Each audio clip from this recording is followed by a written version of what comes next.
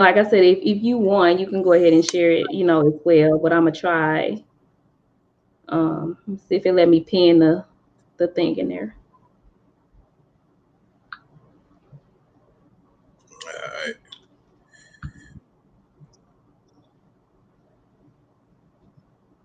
It's not letting me get to my page. Oh my god, hold on.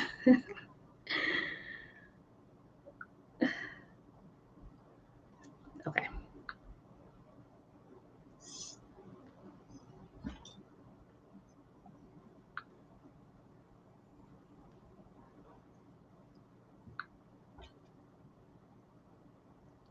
Hello, guys. I'm not sure who's on. Hello, hello. Give us a second.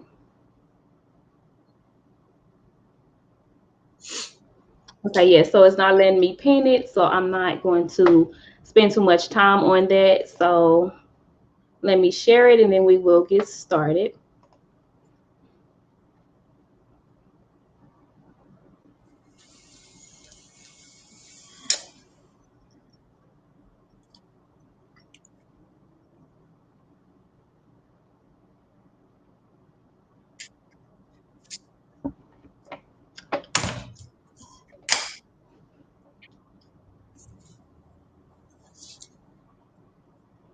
Okay. All right. So just for starters, go ahead and give everyone an introduction. All right, everybody, what's going on? It's Charlie the Great.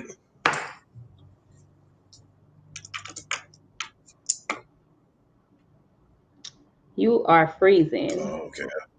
I'm like, I don't know if you saw it, but Yeah. you are Nah, that freezing. was me. I stopped moving. Oh, okay. Yeah, I just stopped moving. Okay. All right. So was that it? The introduction? That's it. I don't got a whole lot on the introduction part. Oh, okay. All right, yeah. So I am getting some freezing over here. If it does click out on you, click back into that link. I hope we don't have to refresh the page because it's definitely freezing up. Guys that are on here, can you let us know if you're seeing freezing? If you can hear us, just tap in and let us know at the moment. I am doing something new. Before we get into our question for our guests, I had people asking me for my Cash App because they wanted to, donate here and there to me. So for those that are on or those that are going to see this later, if you have been blessed by any of my panels that you've been on before, by the end, by the time you click out of here, if you've been blessed and want to donate, whatever you want to donate, my Cash App is in the caption, and it's always in the comment section as well. So that's just that for that. Those that know what goes on the panel, tag somebody in, share the live, and then we're going to get started. So Charlie, what made you choose this topic? Um, it's kind of like the elephant in the room on some levels. A lot of relationships go through it, and a lot of people don't want to speak on it. A lot of men don't really know how to address this situation. Uh, I really wanted to, express my deep concern about it by me going through it. Like I said, on both hands, on both different levels. So, and also, it's really common, you know, among black men. So I just kind of wanted to, just tap in and just, share my wisdom on it and some of experience or whatever, and in hopes that it helps somebody out along their journey. Absolutely. So I'm sure it will. I hope it helped more than we know. But let's go ahead and get into it. So what? Just go ahead and describe what domestic violence is. Well, people really think domestic violence is always a physical thing, in which that's the politically correct definition of it. You know what I'm saying? A husband beating on a wife or vice versa, or whatever. But domestic violence comes in a marital couple or a relationship. It comes in many different forms. So, when you're in a relationship, it can be mental, it could be physical, you know what I'm saying? Mhm. Psychological, anything like that. So, that's kind of, the rough draft of really of what it is. It's anything that, what I'm saying, to tear down the person that you with. Okay. I like how you said that because I didn't really think too far, too deep into that part of it. So, for you, domestic violence and is not just physical. Is that what you're saying? Yeah, it's not just physical. It's not just a physical thing because most domestic disputes amongst couples, like, it really don't start physical. It don't start with a physical act. It starts verbally. Mm, okay. And you actually getting into, I think I end up asking that a little later, and you getting into that, which is good. I'm glad you touched that firsthand. Hey, Bianca. So do you think that there's enough awareness on domestic violence? No, I don't. I think a lot of it gets swept under the rug because it's a sensitive subject amongst men. Well, a sensitive subject amongst women, and it kind of it makes the male look bad. So therefore, a lot of people, it kind of sweep it up under the rug, And when you think of domestic violence, it's always people always think about a man uh, doing it to a woman.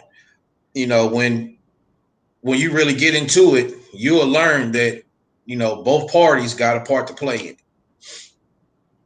Yeah, absolutely. So you basically just answered the next one, but I just want you to go ahead and dig into it a little bit more. So the next question was, are women the only ones being domestically abused? No, no, no, no. See, um, most women don't physically hit a male because it's kind of like they know that some men they'll fly off the handle per se. Yeah. So a woman's domestic abuse is first it starts verbally. They kind of turn him down and talk to him like he's less of a person, and then it's the mental the mental abuse. They try to make him believe or make him seem like he's less than what or who he is. And they just kind of like keep both of those going at the same time because if you can if you can trick a person with your words, you pretty much got them. You can control them to do whatever you want them to do, just by you saying a certain thing. All of us got that I call it the petty bone because we'll Right. get petty real quick and say something that we really shouldn't be saying to get a reaction out of the next person. Yeah, absolutely. And then a transparent moment. Yes, all of us have that bone, and it's not something that just go away. It's something that definitely has to be trained to be under control. No matter where you are in life, no matter what your title is, whatever the case, it's definitely something that has to be maintained and under control because all of us. I don't think nobody on this live who's on now or who will come on later could say, "Oh no, I ain't never been petty."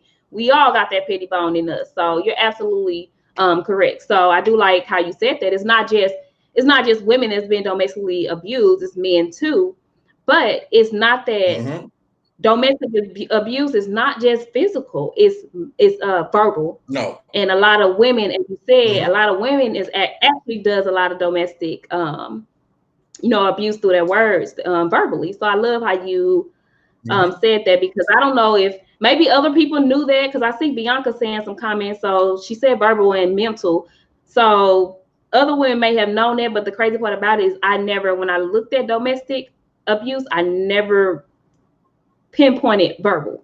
You know what I'm saying? And a lot of us women, we have been caught in doing that. So like, I feel like I just kind of got a reality check. I didn't come to think I was going to get it that soon, but it made me have to.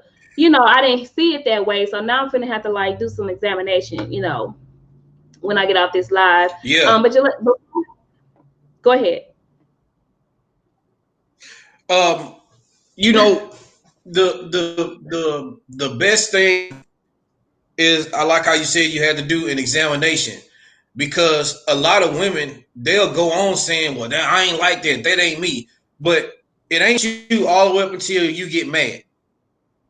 See, a lot of stuff is not us until anger shows up. And When it's anger crazy show because up,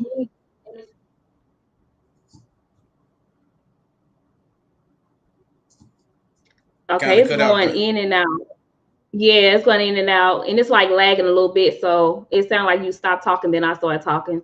Ugh, I hope we don't have that the whole live. But I was just going to say, Unique just asked. I don't know if you can see the comments, but Unique actually just said that literally right before you said it, and she said that's where all the anger come from. So you're absolutely right, which is why I just said like you just hit me with a bomb. I like really got to examine myself afterward, because you're right. It's one of those things where, especially as women, nah, I don't do that. I don't abuse him. You know, I'm not domestically violent. But then when you get angry, exactly what you said. Nah, you not. But when you get angry, that's when everything comes out. Mm-hmm. So yeah, yeah. So definitely Unique. I don't know if you're still on here, but definitely. Before I go to my next question, I want you to hit on Bianca's. Let me scroll back up because the panel scrolled when they started typing more. Let me put it on the screen. So Bianca said, and this was a little before the anger part. She said verbal and mental abuse takes precedence over physical in most relationships. What do you think about that? I 100% agree. See, I can forgive you for physically harming me. Scars, physical scars will heal. And to be honest with you, I got some physical scars that they gonna be with me for the rest of my life, and I done forgot about where they came from. So eventually a physical scar will heal. But people, I used to have a people forget what you did to them, but they'll always remember what you say to them. So when you say certain things, especially hurtful things to a person, man, all the good you do for them, all the good you've done for them goes out the window when you say something that hurts them. Because here's the thing about words: once they're out there, you can't take them back. So, and then you have to be careful about what you speak to somebody, because we don't know what type of mental capacity people are in when they wake up. Yeah. See, we don't know, this person could wake up and go to the bathroom and drop the toothpaste. To them, that's the beginning of a bad day. So we don't know what mental space they're in. And Mm-hmm. here come somebody behind you say something, and just because that person's having a bad day or mad, it'll stick with them, and they'll Mm-hmm. start to think that way. See, the thing about this is, the more and more you say stuff to somebody, they'll start to question it. And when you get somebody to question something that was said to them, sooner or later they'll start to live like that. That's like, I don't like when people speak over kids, or he bad or she bad.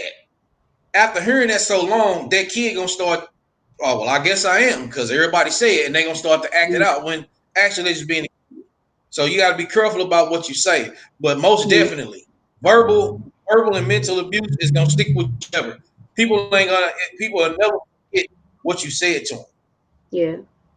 That's just crazy because it's like Unique said the anger part right before you said it, and then right before you even mentioned this part, Bianca spoke on exactly what you said, and she said those physical scars can heal, but those mental and verbal actions, they gonna leave scars for a lifetime. So like y'all are already in sync, which is it's just confirmation because these are women that's posting these in the comments, and you are the man as the panelist, and you guys are in sync, with what you're saying. So that's how it's just confirmation that this is real. This is real. It happens. Yeah. We see it. Is now it's just time to speak on it, especially to know where the roots come from. Before I go to the next question again, because she's saying so much so much stuff, I'm just going to say something else that Bianca said before I go to my next question. I can see it. I got it on my phone over Can you here. see it? Okay, yeah. So she But that'll said stop that. me if you put it on the screen. If you put it on the screen, it'll stop me from looking away. Okay, yeah, because I mean, and then other people get to see it that's watching it. So versus scrolling through the comments. Yeah. But she said that is what keeps people in those abusive relationships. It's the mind controls. that are caused by the verbal and mental. And that's crazy, because let me go ahead and put that on the screen. Because the next question for you was going to be, what are the warning signs that the person is a domestic abuser? So somebody that's mentally and physically and verbally abusive, you'll know those signs earlier in the relationship. The majority of people that interact or that's domestically abusive, they're controlling. And it starts with little stuff. When I say controlling, I mean controlling to the capacity to where they want to, you have to eat what they say eat. You have to dress a certain way. You know what I'm talking about? It starts with like little stuff. You can see an old friend. If you're a male, then she'll be a female, somebody you grew up with. You can introduce that person. Well, who is that? And they start to, it start to become an issue, because in somebody's mind that's abusive, they already got their mind made up. So you'll start seeing early signs. And then you'll start, like, if they're verbally abusive, you'll start hearing things like, it comes off as shade or a smart remark. Um, like when I was with, I ain't gonna say her name, but one of my Yeah, no exes names. No got six names. sisters. Yeah. No, I ain't gonna say no names. I got six sisters. Literally six. And it's just me and my brother. So, excuse me, at this time she had only knew just three of my sisters. And those were the ones, two of them that lived here, and one of the ones that stayed out of town that came to visit, and I took her to meet. She had met the other three yet. So one of my middle sister called me. She called my phone, and I answered the phone, and I had her on speakerphone, and we were talking.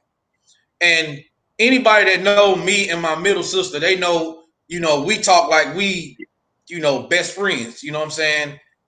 Right. She didn't know that was one of my sisters. So in her mind, I didn't already slept with this woman, and I didn't, I didn't did all of this already. And I'm like, that's my sister. She goes, well, I met all your sisters. I'm like, no, I got six of them, remember? So she just was, high strong on that wasn't your sister. My sister even said, you don't got nothing to worry about, sweetheart. I'm his sister. Mm-hmm. Yep. Those are the type of signs right there. You want to control who I talk to. You want to control where I go. You want to control what I wear when I leave, because even all the way down to a hairstyle. Don't get that hairstyle. And this is the way people think. And I think I might step on a few toes when I say this, but this is how you know somebody is abusive or they're controlling. All the way down to, no, you can't wear that, or don't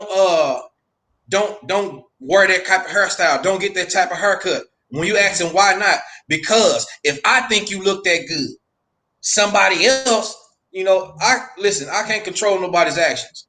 I like to look good for me. I'm not going to tell my wife not to put the red hair in her head because I know how it make me feel. Yeah, I'm a husband. I know how I'm going to feel about it, but I can really care less about how somebody else feel about it. If it makes you feel good, I'm fine with that. But a lot of people think, you know what I'm saying, if I feel this kind of way about what you got on, how you think the next man gonna feel or the next woman gonna feel, man, that's not the right way to do it. None of that for real.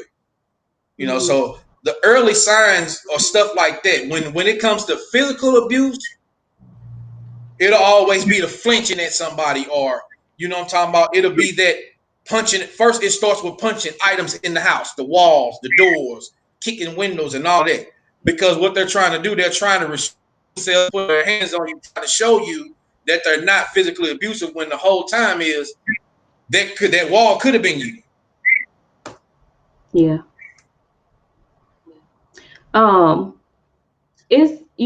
So that stems from, in my opinion, that stems from, for some people, it comes from childhood, it comes from past relationships, and the biggest of it is the insecurity. And it's one of those things. I think my question would Mm-hmm. be, because I've never been in that situation. So I think my question for you would be, why, or I mean, if you know how to answer, like, why is it that the most secure people that we look at and think they're secure, whether it's how they pose, how they dress, why is it that, they are the ones that become, the abusers, or the most insecure when it comes to stuff like that with their partner? That starts with low self-esteem. They're trying. It's a shell. So a beetle has a outer shell. Okay, and what happens is Mm-hmm. when that beetle comes out of that shell, the shell is still wherever the beetle left it at. So if the beetle left it at your front door, the beetle is up and moving around somewhere else, but the shell is still there. A lot of people are like that. The dressing nice and the quote unquote the keeping it 100 post, those are all shells. Mm-hmm. What they're trying to do is reel somebody in. And who they're trying to reel in is the people who've actually been in a messed up relationship. So they're trying to get somebody they can control. Like for instance, my wife, her mom, my son-in-law, these are, when I say strong-minded women, these are strong-minded women. Like, it's not going to be one of those, you can reel me in by what you say type of things. There, you have to show me type of people. So what people like that do, they try to reel in the people who's hurting, like somebody who just can't get over a boyfriend from 3 years ago, or somebody Yeah. that somebody. It's always somebody that's got that's at a weak point in their lives, or they have weakness. Like, I've got homeboys back in Decatur, Illinois, to where they're the type, they have to be with somebody. They can't be by themselves. So they try to reel people like that in because they can control them people. They can tell that, that, and it makes that person, it makes the abuser feel good about themselves when they can, dog and rag on somebody else. That makes them feel a sense of control. It gives them um, the upper hand, if you will, because they got somebody that they most abusers prey on the weak. It's um it's kind of funny about the Tyler Perry things, because I one of my favorite ones is the class reunion, and how Yeah. she was telling how he was telling Shell Pepsi Riley about, if say you gonna call the cops, and he'd be like, hey, you ain't got to get the cops. Those are most abusers. They're either afraid of another man or they're afraid to go to jail, because it's always somebody weaker than them. They need to feel big. They need to feel strong. So they pick on the weak. So I do have a question that wasn't pre-wrote out for, based on what you said, but I'm gonna put a couple more people's comments on the screen.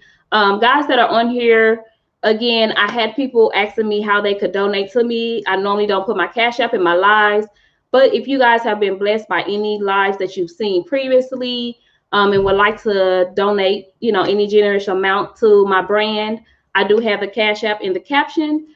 It is also in the comments. I could not pin it. I've never done it before. I don't know how to pin it. So if somebody could help me later on outside this live, I can do that for future lives. So that's just a quick intermission.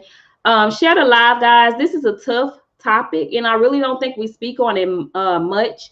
If you weren't here in the beginning, like, Charlie just blew me out of the water, because I'm literally, we never discussed the topic. He just told me what he wanted to speak on, and that was that. I thought we were going to come in talking about physical. Like, that's just what my mind was, but he blew me out the water when he went straight in and was like, it's not just physical, it's mental and verbal.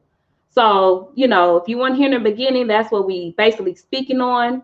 And before he was even saying what he was saying, people in the comments were like saying his words before he even said it. So it's definitely something that I'm sure people have been thinking about. People have spoke on it before, but never really touched the issue for real, because you guys are already hitting it before he speaks on it.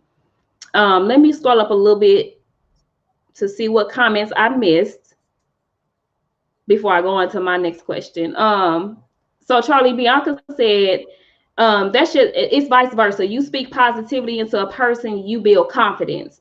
You speak negative, you lower confidence, decreasing chances of a person feeling like they have the ability to leave and survive without you.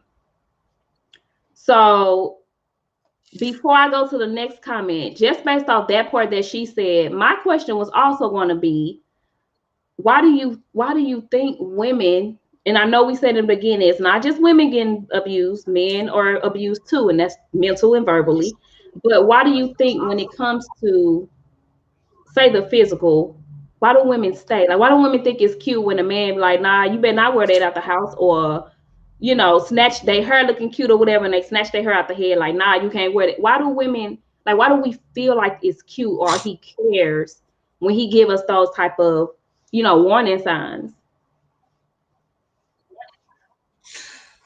Because over the years, it's been a cliche and it's been wrong teaching saying that if a man does that, or or better yet, if you got a jealous man, keep him because he ain't gonna let nothing happen. They think jealousy is protection. Jealousy is not protection. Jealousy is an early warning sign that 9 times out of 10, this cat is gonna end up killing you seriously. Yeah. All jokes to the side. So here's the thing.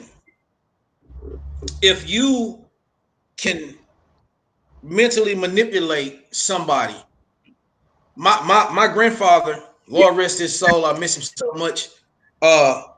We used to sit on the porch and play dominoes, and he would tell us all the time, if you can outthink a man, you can beat him. Most abusers, it's a out. Let's put it like this: when somebody abusive say something to you, that was already thought out. It was already thought out because they took their time and they learned you. They learned everything about you. They learned you. They know what buttons to push. They know the ins and outs. That's why most women stay in abusive relationships, because that man know what gets them. Okay, I know when I come home with something that costs money after I done A, B, C, D, I know she gonna think that this is a form of love. So yeah, he'll go out and buy, what's the new thing, the couture and all of that type of stuff. He'll go out and buy all of that and put it back in the bed for, oh baby, I'm sorry, this, that, and other. And she'll mistake that for love. When all he doing is he just reeling her back in to mentally manipulate her to thinking this is love. When the whole time all he's doing is he's just telling her, you're not strong enough to leave me, and I know that. And they talk down on you.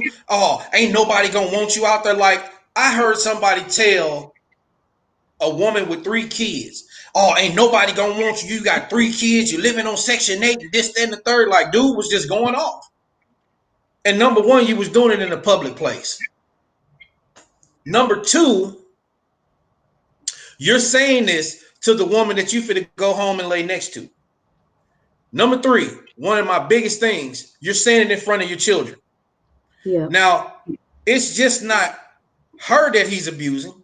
It's these kids, because these kids gonna think, ain't nobody gonna want my mama, so I guess don't nobody want us. And then they'll start to grow up thinking that they're less than what they are.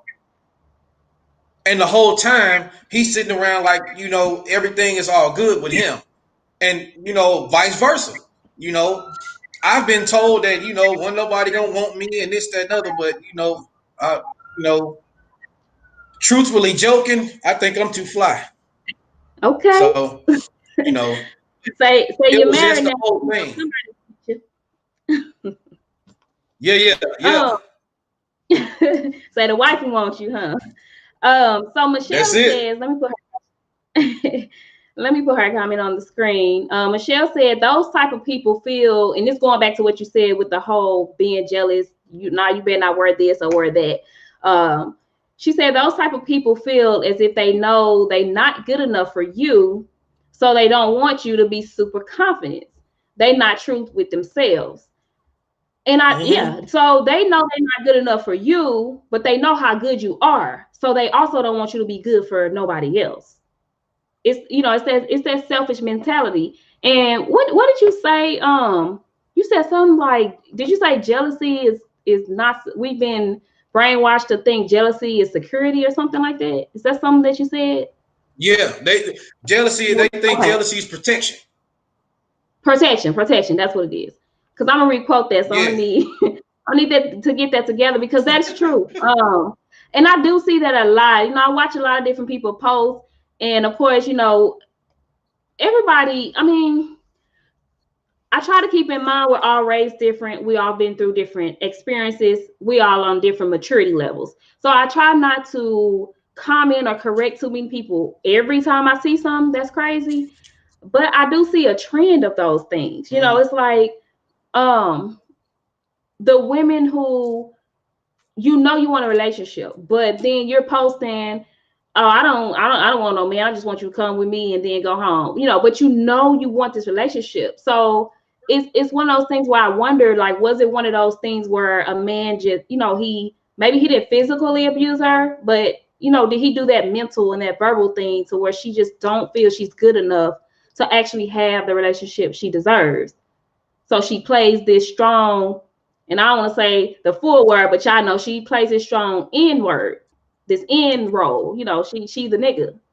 I said I wasn't gonna say it, but I said it. Mm-hmm. But she plays that role. You know what I'm saying? So I just, are those like signs of a woman who may have been, verbally or mentally abused, or does it not Yeah. always? So let's say this: 19 out of 20 times that's the case.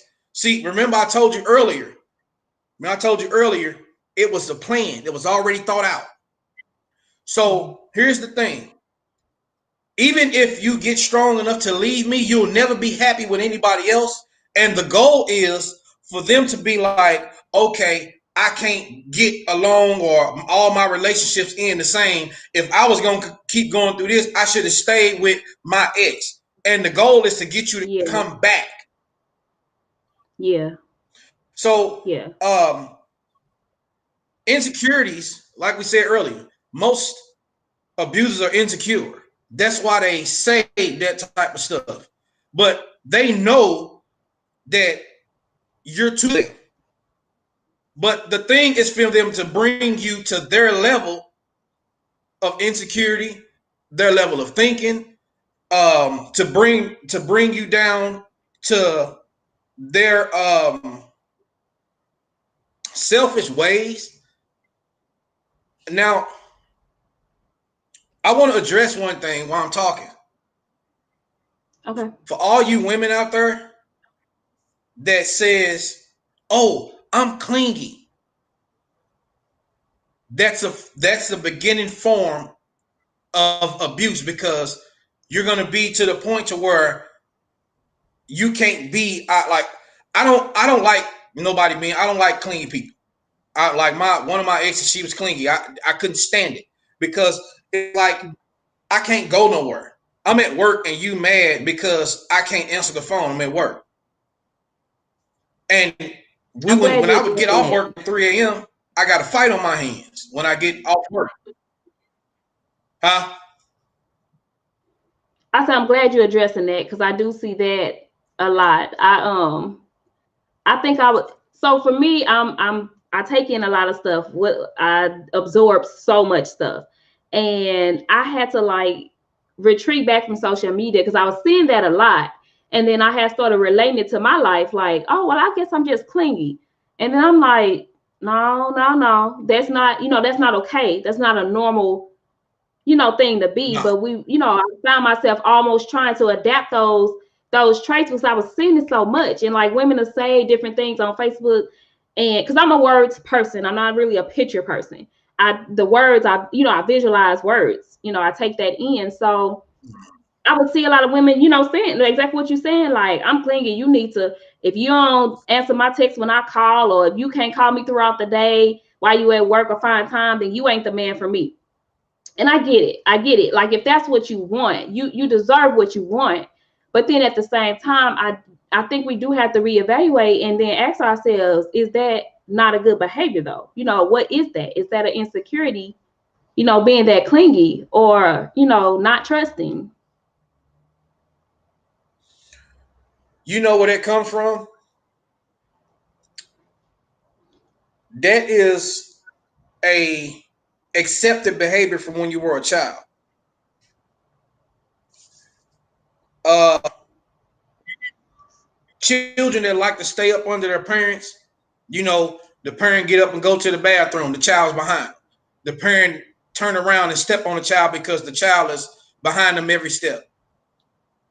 That comes from things like that, or from that child being afraid of either something that was said or done to them. People aren't naturally clingy. That is a learned behavior or an accepted behavior. And what happens is we think as parents that's cute. That's not cute, because what's happening is that child is controlling you through their actions. That's why kids have fits in stores and stuff like that, because they know the parent gonna either turn their attention to them and give them what they want, or it's gonna be one of those things to where they try to ignore it, and they end up flying off the handle. Clinginess is another form of mental manipulation. Oh, wow. Because if I'm everywhere around you, then you can't do nothing. You can't laugh, you can't joke. See, we laughed at the joke when Kevin Hart told it, but it's the truth though. It's the truth. She'll call and hear fun in the background, and all of a sudden you doing something you ain't got no business doing. You gotta stop. That's being clingy. That's a control issue. Yeah, because you think they thinking like, oh, they going out and they having fun without me. It got to be something going on. So I need to know where they at all times. I need to know what you doing at all times. Like, I'm in the house. I can't even sit 2 feet across from you. You want me to sit right next to you. Those are control issues. That's mental manipulation. And its purpose is to get you to always look over your shoulder, or to get you to not enjoy your surroundings or whatever. Because that person don't want to go nowhere or don't want to do nothing. They want you right there. And their life stops to watch your life. Yeah. And most people most clingy people are really miserable. And they need somebody to be miserable with. Why do you think miserable? They had blanked out for a minute. So most clingy people are miserable. Yeah. They need somebody to be miserable with. That's why they hang out with a bunch of, you heard the phrase misery love company. That's why they hang out with a bunch of other females who have bad relationships, because they can relate to that misery. And they need to be around other people like that. And the thing is, they don't like seeing somebody living free. Like somebody on her mentioned, I think her name Charity. She mentioned The Color Purple. Mr. was miserable. He needed somebody to be miserable with. So he knew, number one, Nettie wasn't going. We saw that. But the person that he was in love with wasn't going. Suge wasn't going. But it made him feel good. It made him feel better about himself when he treated Miss Celie the way he treated her. And that's how most abusive people are. And see, Charity had something else. I was going to put that on the comment screen once you were done talking. But I wanted to before I put hers on the screen, the one I want you to address, I also want to say I feel like there's balance in that though. It's balance in when you're out. Sometimes it's not always that the woman is I need to know where you at, what you're doing, control thing. But sometimes, especially if that's your partner, I need to know where you're going, where you at. Because if something happens, I wake up the next morning, you're not here. I need to hit up John and be like, hey, did he leave you? Like, what happened? Like he could have left you, been in a car accident. Anything could have happened. So I think it's balance with that. It's definitely communication. Hey, babe, I'm gonna hang out with the guys tonight. I'll be at John's house, whatever. And if y'all decide to go somewhere else, I don't think it's like you got to tell me every hour on the hour what you're doing or who was there. None. I think that's the control part of it. But I do think there is balance with communicating where you're going, where you're at, especially if you're in a partnership. And then I think oh my gosh, because you said so much. I think the other balance was with the you said I can't sit 2 feet apart from you. You always want me under you. I think the balance with that too is, and we're not gonna get into that, but the love language. Maybe your partner, their quality time is a part of touching. So maybe if y'all are having quality time at that moment, maybe they need you to touch them. Lay on them. Something. But to have to say all the time that you have to do it, I do agree that's some type of issue there. That's a clingy, insecure type issue that needs to be dealt with. So I think it's balanced, with both of those. But I want you to answer Charity. It wasn't really a question, it was just a comment, but I still want you to tackle it.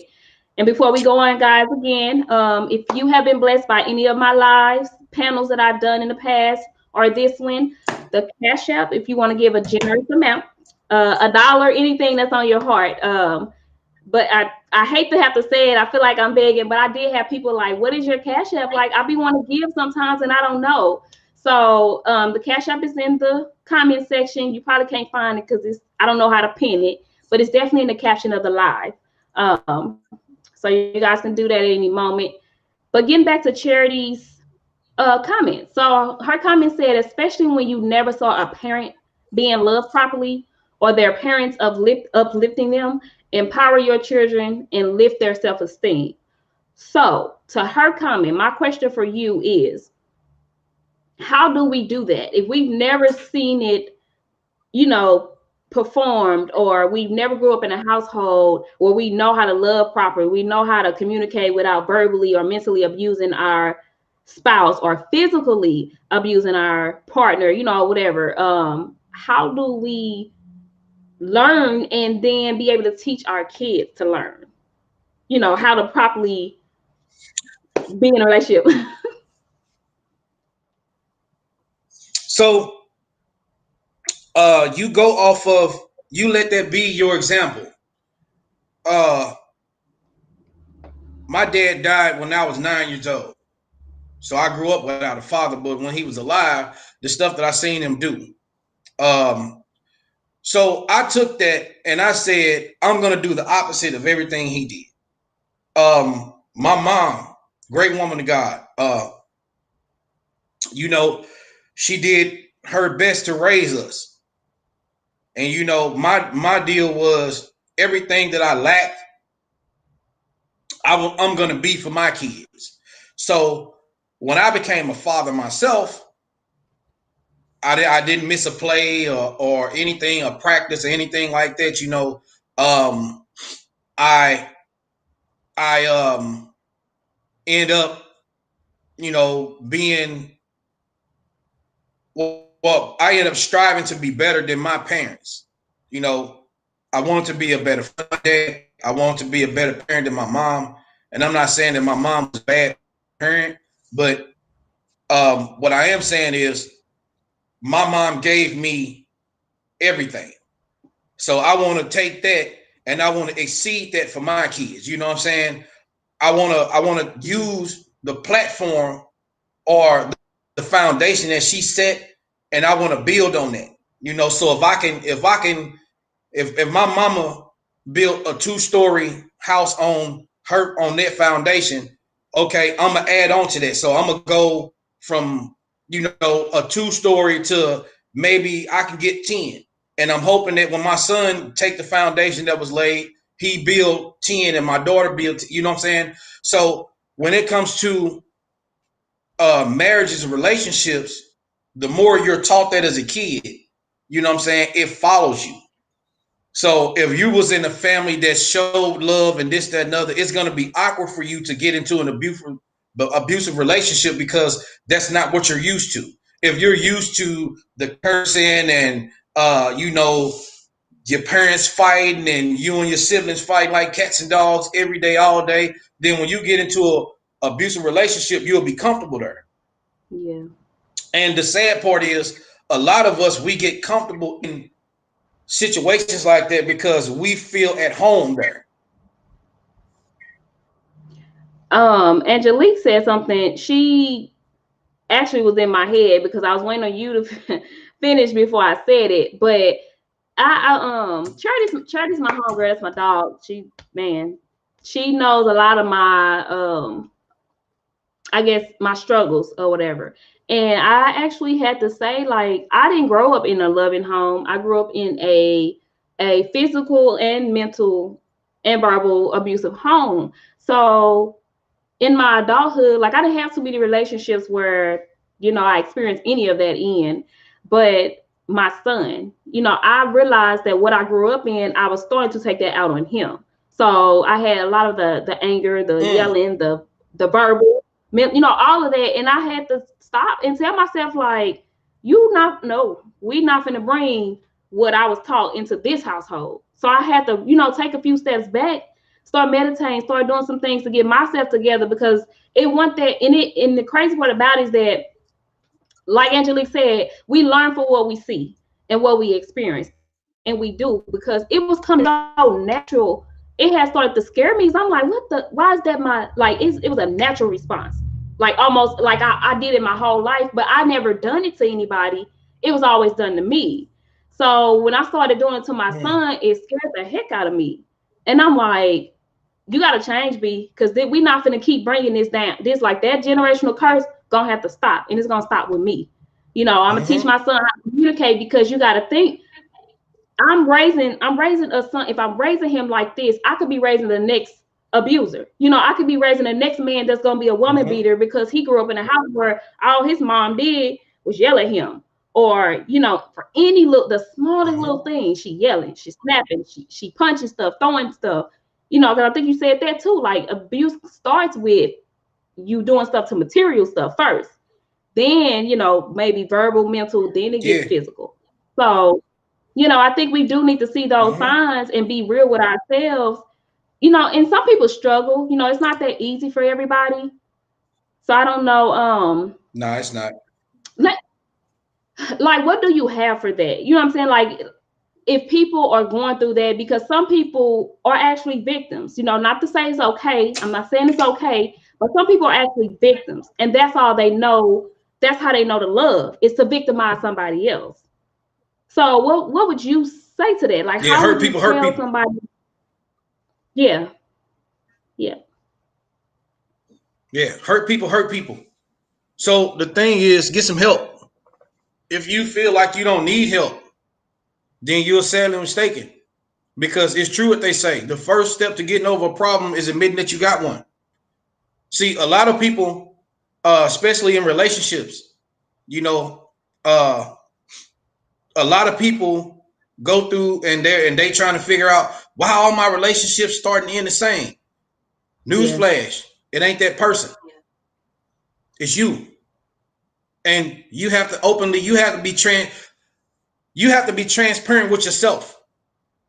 You have to know that you have a problem. Like, a lot of people look at me now and they see the minister. They see what God has done in my life. They see that.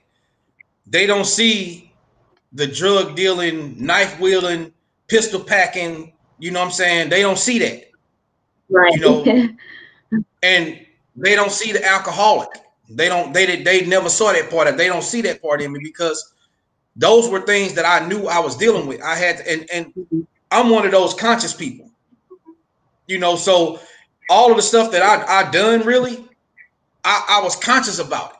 I knew, it was premeditated. I thought it out. You know what I'm talking about? I'm one of them type of people. Like, if I was gonna do something to somebody, it wasn't no spur of the moment. This was well planned and well thought out. So people don't like to be transparent with themselves. They like to think of themselves as more than what they are. No, that I'm having a beer after work, that turns into 2, 3, and then it turns into you drinking a 30 pack, and you saying, "Well, I'm just relaxing, unwinding." No, you're becoming an alcoholic, and you need to really get with that. You know what I mean?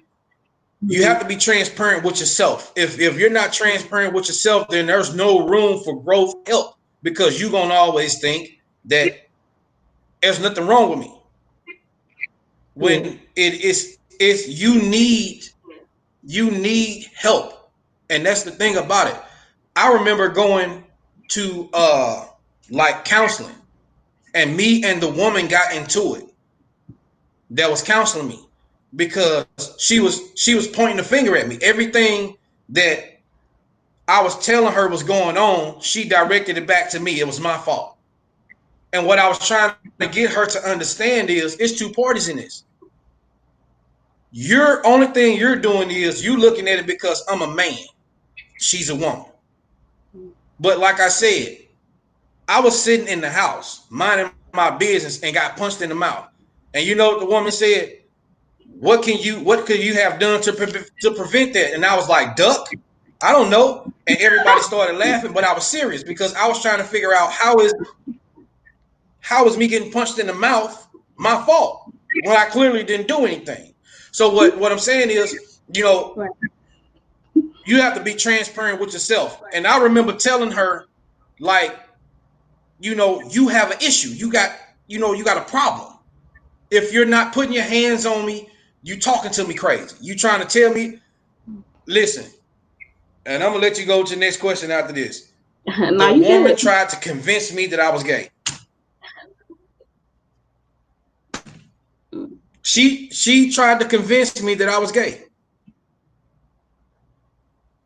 out of nowhere. And I did the same thing you did. I started laughing. I was like, what? I was like, me? It's like, you must don't know my track record, huh? Like, you know what I'm saying? And it became Yeah. a little bit more than I can handle, because um I was I want to say that I was blown back by the fact that you even thought of me enough to try to insult my intelligence like that. So, The are you fact talking that about? you even try to, you know, You talking about the girl you cut the out girl you was now. with, or the third? No, the girl I was with, Okay. she tried to convince me I was gay. And the fact that you know, tried to play with my mind or insult my intelligence like that. So this is where it comes into where I got physically abusive on that part, because I was like, okay, you want to keep playing these mind games. And I'm one of them type people, you can't just say anything to me, because being from the street, a lot of stuff is disrespectful and people think that it's okay. And like I always tell folks, you have to be careful about what and how you say things to people, because everybody don't take it the same. Like, I worked in a warehouse and grown men used to call each other female dogs and laugh about it. And I'm like, man, where I'm from, we don't play that. Like, that's not funny. And then you do it in front of other people. So, um, so I was like, okay, if you think you gonna sit here and mentally abuse me like that, no problem. I'm finna lay some hands on you. And that's how it became. But initially, she was the first one to get physical. So the tables turned. So Mm-hmm. she would get physical first, and then I would get verbally abusive. I never tried to mess with her head, but I would get verbally abusive. I never called out her name, but I would say stuff. You know what I'm talking about? Like, just stuff that I knew was get her. Mm-hmm. And what the goal was to get her to put her hands on me so I can justify why I walked the dog up and down this house. Yeah. Uh, and it's just It's it went back and forth.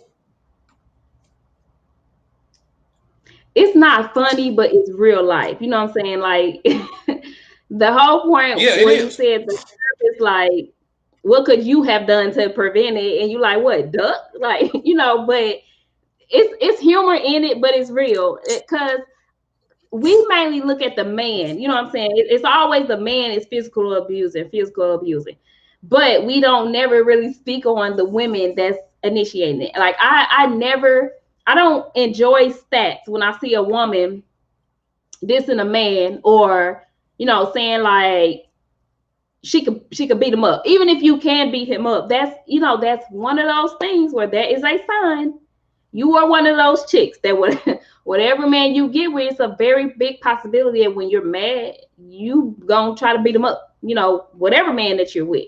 So I think for the situation you was Mm-hmm. in, when people are in that situation, it's almost like, okay, I know you may love a person, male or female, you may love a person, you may think, okay, this is love. But like what you said earlier, jealousy is not protection. It's not a form of protection. And if that person is continue to show those signs, they're not in their right mind, which means you got to be in your right mind enough to leave. No.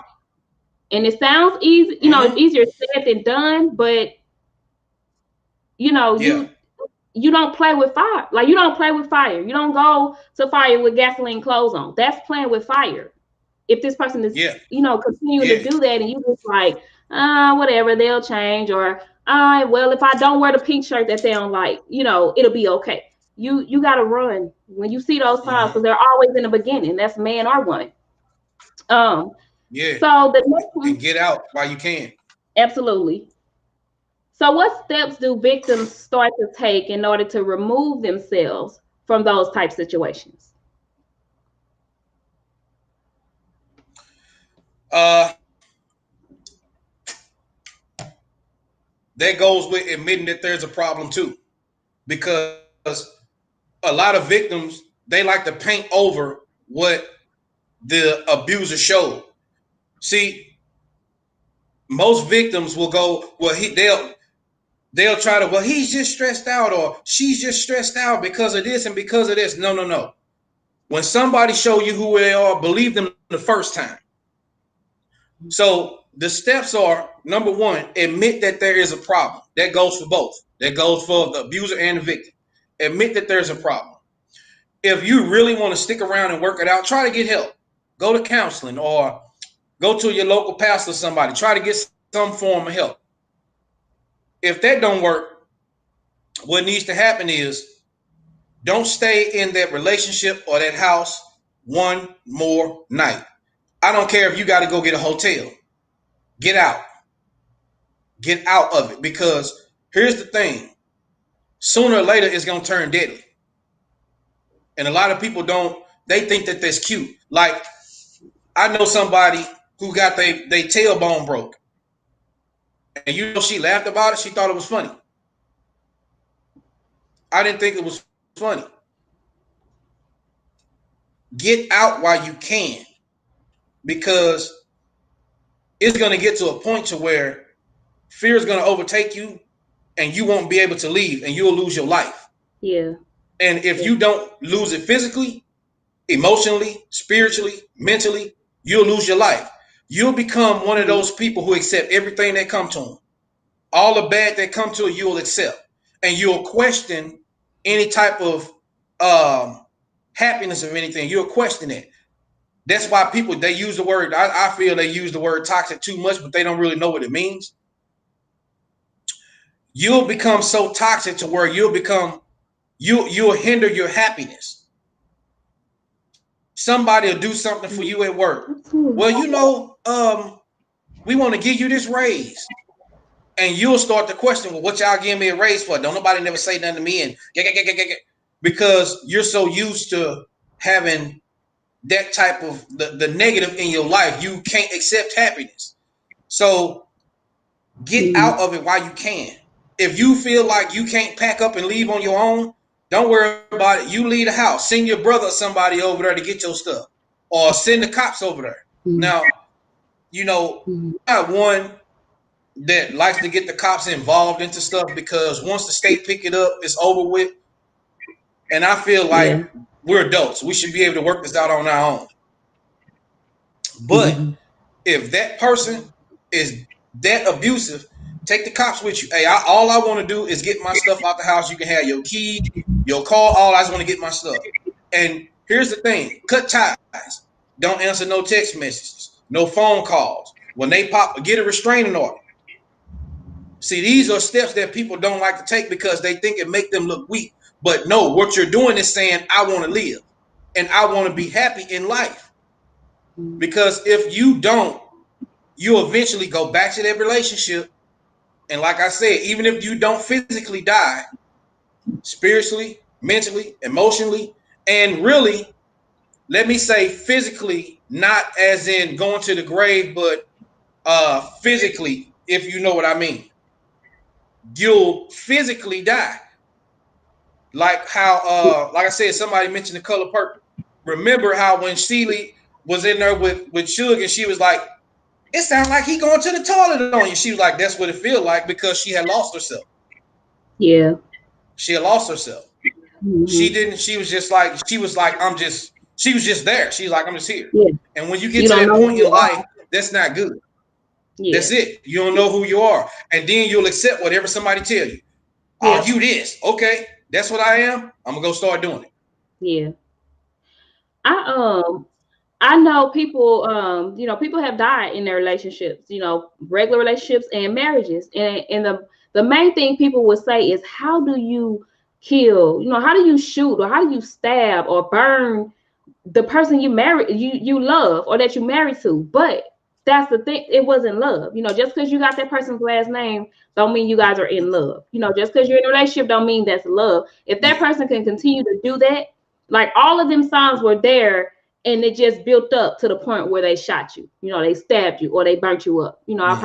I've heard all three of those cases, or beat you, to beat you to where beat you to death. So it's one of those things, like we Mm-hmm. undermine people to where stay better, for better or for worse. I do not feel God is saying for better or for worse case where you can lose your life, and we misconstrued that.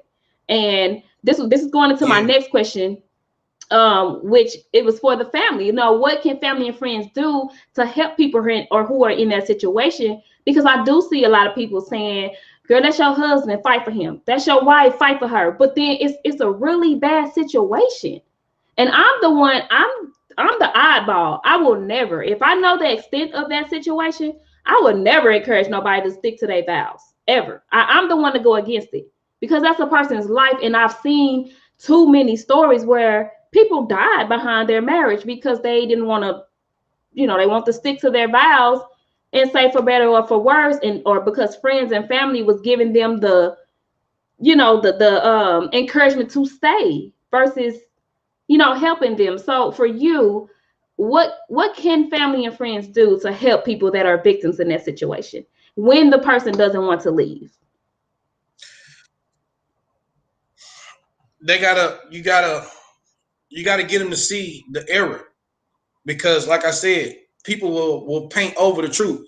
You got to get them to see the error because if that man or that woman truly loved you, they ain't gonna do nothing to physically harm you. You know what I'm saying? They ain't gonna do nothing to emotionally trying to break your spirit down to, you know what I'm saying? They not gonna do none of that. So what family and friends got to do is they got to have their intervention, man, and you got to really get that person to see error because, like I said, a lot of victims don't see error, or let me say it like this: they see error, they just don't want to address error Yeah. because error brings change. They're so used to being in the space they're in. They're, like I said, they're comfortable. Error, like right now, you said, you had a post that said you wanted a what was a Nissan Maximum or something, Yes, that's my dream car. or was it an Altima, No, it a was a Nissan Maximum? Maxima. Yeah. Yeah. So I had an Altima. Now these cars are some of the most advanced cars in the world. The smallest thing, the car sends you a message like, I was driving down the street and it was cold out. So one of the tires, just not that much, just a little bit of air. The car started dinging, going. The driver's side back tire is low. So quite naturally, I pulled over and I'm like, well, it ain't even low. So when I got to the gas station, for real, just like 2 seconds of air, and the car beeped to let me know that the tire was full. So that's what we have to do. We have to start showing that family member that little stuff like that. You know what I'm saying? We got to start off because here's the thing. If you heard the phrase, you can lead a horse to water, but you can't make him drink. Because that's what I was going to say. It's really. Go ahead. It's lagging bad because you're hearing me after I talk. I'm hearing you after. Go ahead. Go ahead. Finish. Okay. So the horse to water, right? When in actuality is you can lead that horse to the water. You don't have to make them drink. When the horse see the water, they gonna drink because it's a natural reaction. You don't have to be like when you go over your granny's house. You really ain't hungry, but you know granny cooked. It's a natural reaction for you to go in there and fix you a plate. So the thing is, we have to be willing to lead the horse to the water. When the horse get there, they'll do their own thing. The problem is we don't want to lead the horse to water. We want to tell the horse to stay in the stable and wait for somebody to bring them water. And they literally dying of thirst. So the thing is, we have to be those family members that start showing them the little stuff. Okay, if you don't want me to take you to the water, let me at least take you out and show you the path to the water. Maybe you will get it and go your own self. You know what I'm saying? We have to show them the little things. Start showing them if he really cared about you, he wouldn't have left you at work for 2 hours. If he really cared about you and loved you, he wouldn't have told you that you was ugly in that outfit. If he really loved you, he wouldn't have snatched your hair out your head that you paid $100 for, and then you had to pay another $200 to get it done. If he really loved you, we got to start showing them little stuff like that to get them to open their eyes. Because the thing is, it ain't the fact that somebody's hand is over their eyes. They just close their eyes to the situation so they can be blindsided by stuff because they don't want to deal with what's in front of them. And so as family members, we really have to get that person to see the error. So one of the commenters said, you know, she had a cousin that passed from it, and she said they tried. So it's one of those, and I'm not saying you gotta have the answer right now, but I'm asking, what can we do as family and friends when you are actually that person that's trying and you're trying and you're trying, and then boom, the person end up dying in their situation. So it's what can we do for those who you're trying to take to the water but they don't want to go? Prayer and as family members, one thing that we don't do that I feel like in situations, I ain't gonna say get in all your business, but in situations like domestic abuse, we need to be nosy, get in somebody's business. Why every time you come over here, you got a broken arm or your eye swole or something? You ain't that clumsy. We got to start getting in people's business. We have to start like go to the cops, man. Hey, I feel like my cousin is being abused. You know what I'm saying? And you have to get into that person's, if you're a family member and you love that person like that, and like you got to get in that person's business like, hey, that ain't right. You know what I'm talking about? Like, he gonna end up doing something to you. Sit him down probably. Hey, I feel like he gonna end up killing you. Every time you come over here, you got a broke arm, your leg broke. Can I share a story with you? Go ahead.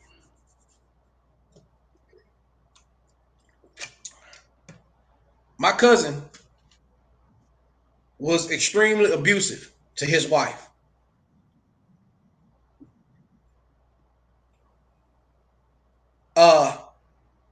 one day they were at the house, and he was the type, he believed in a woman shouldn't say nothing back to a man. He was like, for real, one of them. And one day something ended up happening, and he slapped her. And they stayed in some apartments in East St. Louis, and they stayed on the third floor. He slapped her, and he went and stood on the balcony. Well, that was the last straw. She charged out the door and pushed him over the balcony from the third floor. He instantly died. When by the time the ambulance got there, they had already said every bone in his neck was broke. His neck looked like somebody shoved a watermelon down. She didn't do 1 day in jail because her family constantly reporting him. She was reporting him, you know, but she kept going back. But she was scared, though. That was the thing. She was afraid because he would tell her, if you leave me, I'm going to find you and I'm going to kill you. You know, that's the type of dude he was. And, you know, my cousin and them, we going to go kill her, this, that, and other. I'm like, for what? I'm sorry he lost his life, but yeah, there was a seed that he sowed. And he reaped it. Yeah, he reaped it. And and think about this. I'm not messing with your height, but she was shorter than you. Hey. Seriously. Somebody shorter than me? A grown up? Yeah. When we were kids, they were already in their 40s. He died when I was like 16. Charity is saying that's how you stay out of prison. You said what I was trying to get you to kind of dive into. And it's also two sides to that. Charity did mention that too. But you said get in their business. And I feel like us as a society, we get in the wrong business. We mind our business when we should not mind our business.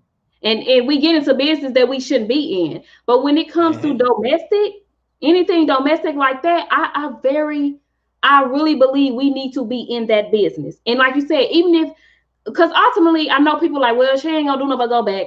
He ain't gonna do nothing but go back. Even if that's the case, do your part. Make those reports. Call the police. You know, can't nobody make the person leave. Yeah, they may go back, you know, back and forth. But do your paper trail. The paper trail, right, Charity? Do what you need to do for that person. Get that paper trail in. Because if they decide to kill this person, they ain't gotta serve no jail time. Because it's been reported. It's a paper trail like, hey, we've been calling in. He been hitting her. He been doing this. He been doing that for so many years. She finally got him. You know, there's no paper trail. But I've seen cases where nothing has been reported, and the person it was strictly self-defense, and the person did time. All because there was never no proof that dude was even doing anything to her. You know, like people knew, but there was no other type paper trail that dude did anything, no hospital reports, no police reports, no nothing. So when it comes to family, I know we don't want to get involved because, again, you might get involved and then dude or her might beat whoever she with, you know, or it might trigger a bad reaction to that. I get that. But it's almost like you got to weigh that scale. You know, what do you rather have? Just sit there and mind your business and the person kill, or do all you know to do? And then, if the person who's been abused, say they get killed, you got that conviction. You got that conviction because they gon', oh, well, this ain't he ain't, he or she, they did this on purpose because I pulled these police reports, they been getting called in, or if the person decides to kill the abuser, they ain't got to worry about no jail time because it's right here on paper that this person has been getting abused. I hate that they went back, and I've never been in that situation, so I can't understand it, why they continue to go back, so I can't judge it. It's one of those things where I guess you love who you love. But as family and friends, I do feel like that's when we do need to start minding other people's business. It's fear. That's why they go back. That's why they stay. It's fear. Mm-hmm. That person then scared them into leaving, into not leaving. It's fear. Yeah. When you go to court, the first thing when you go to court, if you're on trial or whatever, the first thing the judge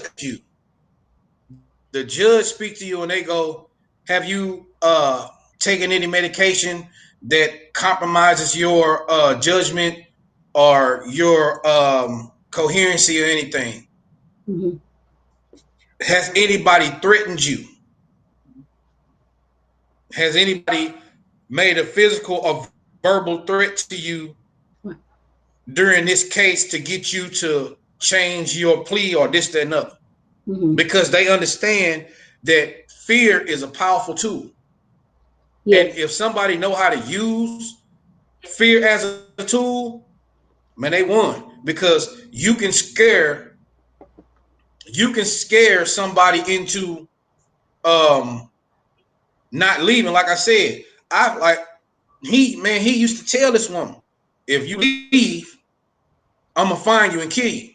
And here's the thing, it got to the point to where he used to be so mean and nasty that none of her kids, her family, nobody came to visit her. So pretty much Right. she was by herself because of Right. him. Nobody wanted to come around because in the midst of all of this, he would beat her.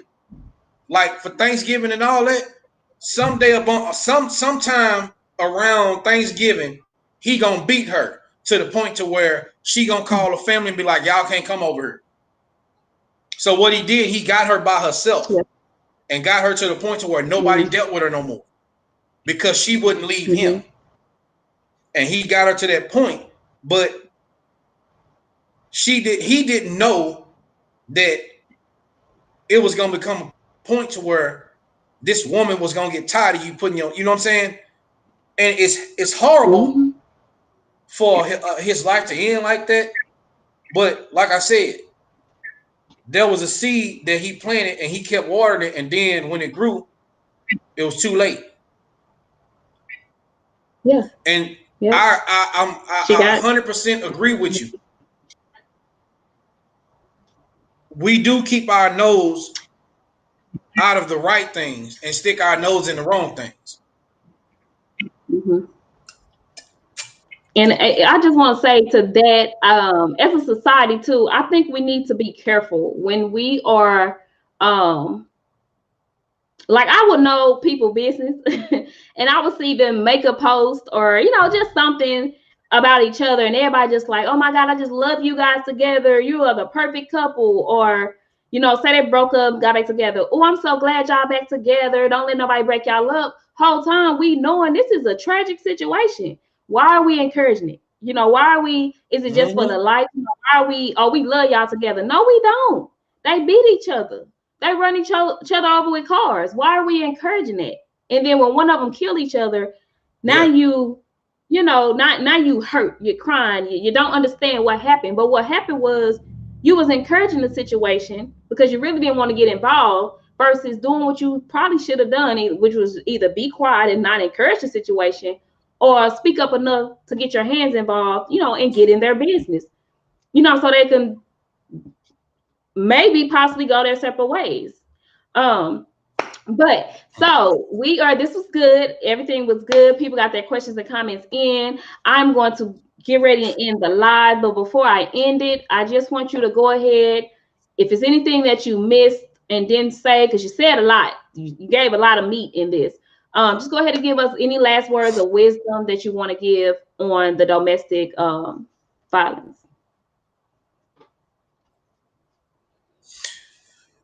I would tell anybody, uh, look for the signs. Don't ignore them. Uh, you know, believe when people show you who they are, believe it. Always have an exit strategy. When it comes to being in a abusive relationship, don't stay no longer than you have to. I mean, if you get into one and you start realizing that it's an abusive relationship in a week, don't stay no longer than that week. Get out while you can. And for the family members and things, I would tell you, man, don't you do the same. Don't ignore the signs, man. I don't care how much that family member get mad at you and tell you that you in their business. Believe me, they'll appreciate you later when they see 60, 70 years old, as opposed to dying in their 20s and 30s because they didn't want to leave somebody. You know, get out while you can. Do not. And here's the thing. Don't be an abuser and don't be a victim.